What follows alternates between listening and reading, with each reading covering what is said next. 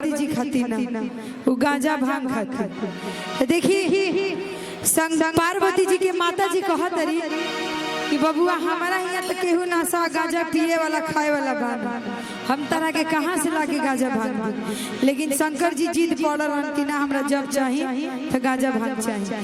तो देखी दोनों जना में आपसी बात हो तमाड़ो में ही कि माड़ो में रूसल बाड़े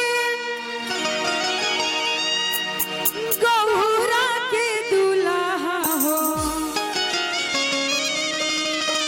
कि माड़ो में रूसल बाड़े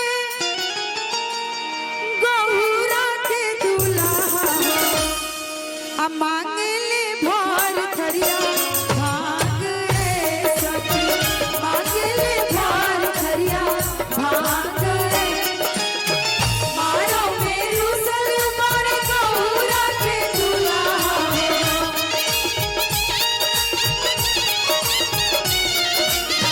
माड़ो में रूसल बाड़े गौरा के दुल्हा हो। मांगे ले भर थरिया भांग रे सखी, मांगे ले भर थरिया भांग रे सखी।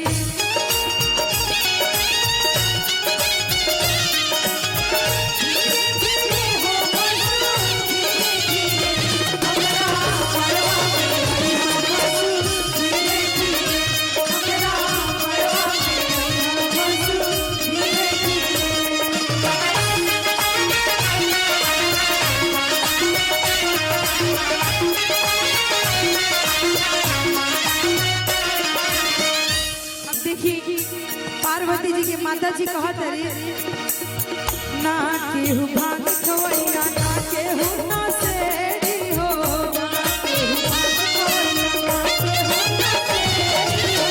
ना केहू चिलम वाला ना केहू गजेड़ी हो, ना केहू चिलम वाला ना केहू भांग खवैया ना केहू नशेड़ी हो, ना केहू चिलम वाला ना केहू गजेड़ी।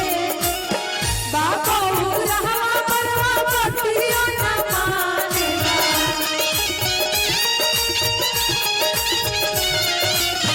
बाबा रहवा बरवा बतिया ना मानेला।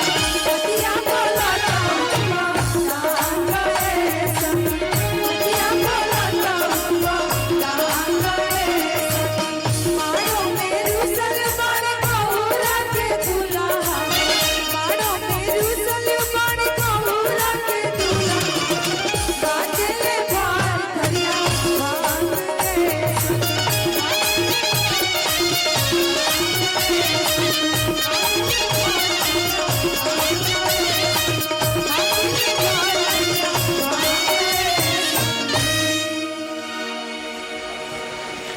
गणना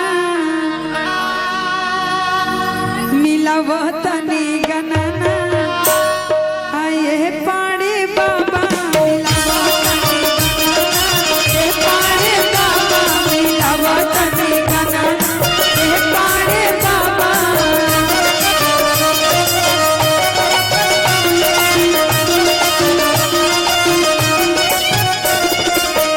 दूल्हा के बहिनी हाई घरा घुमाने, दूल्हा के बहिनी हाई घरा घुमाने, दूल्हा के बहिनी हाई घरा घुमाने।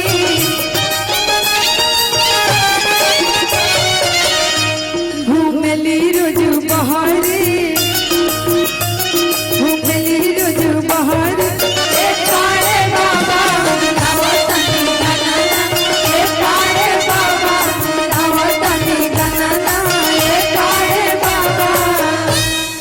हमरी दुवरिया